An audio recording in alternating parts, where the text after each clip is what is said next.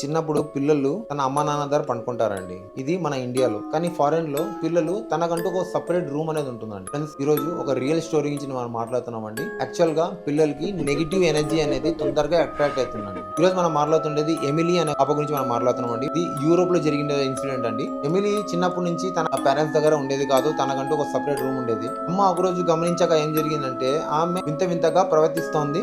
తనలో మాట్లాడుతుండేది. అద్దంని ఎప్పుడు చూసుకుంటూ ఉండేది.